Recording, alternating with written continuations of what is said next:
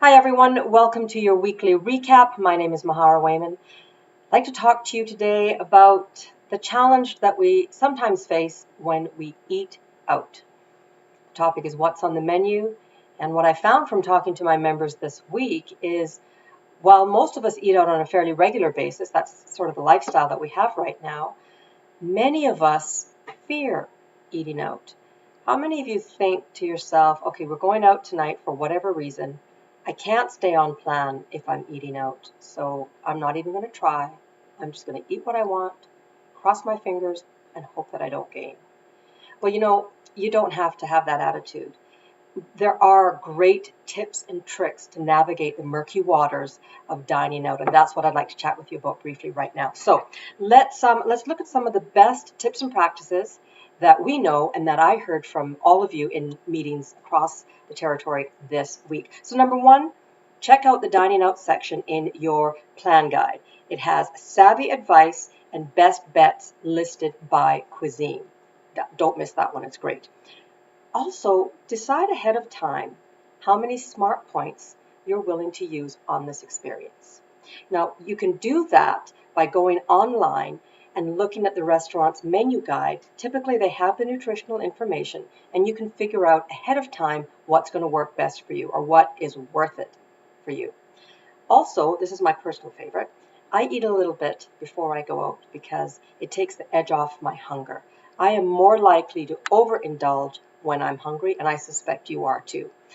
Another tip is to order only appetizers or from the children's menu. Typically, both are a little bit smaller in portions, so you may get a great taste, but because it's a smaller portion, you'll have lower smart points when all is said and done.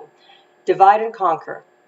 Order a meal, split it in half, and either share it with somebody else at the table or take the other half home. Very, very popular tip that I heard this week. Skip the stuff that's kind of regular, like the rolls. You know what? They're just rolls, and you probably eat bread quite a bit. They may even be just regular blasé, nothing special or worthy. This one I find a little bit tough myself, but I do try it. Eat slowly and put your fork down in between bites. It does make a difference. Typically what happens is that there's quite a few minute lag between your stomach and your brain, and if you give your brain time, it will assimilate that you are actually full, and you may not eat as much as you typically do. Another great tip is to split the dessert between everybody at the table. There is some school of thought that it's the first bite that tastes the best. I think that depends on the dessert that you've ordered, but you know what it is that is worth it to you. So if you want a dessert, you may want to try splitting it with other people at the table. Okay, so those are some pretty standard tips. This other thing that I'd like to share with you is really important. Restaurants have a certain language that they use to try to entice you to purchase a certain meal. There are certain terms that you want to be very wary of, and I'm just going to list them for you. We'll see if you agree with me. So, sautéed, often sautéed in butter or oil. Au gratin, sprinkled with tons of cheese and baked. Battered, that's a no-brainer. Tempura, another form of battering.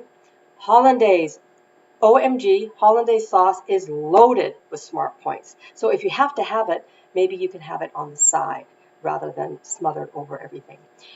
Pan-fried and crispy. So these terms are all red light terms to let you know that those are probably higher in smart points than other foods on the menu. Menu terms that work for us that you can be assured are a little bit lower in smart points would include grilled, steamed, poached, typically it's poached in water, broiled, or au jus. Does that help? The reality is we don't want you to stop going out and eating. It can be a fabulous experience. We just want you to go with the knowledge and the support that you can get through that meal and not go off plan. Again, my name is Mahara. Thanks for listening. Any questions or comments, type them in below. Otherwise, I'll chat with you next week. Bye-bye.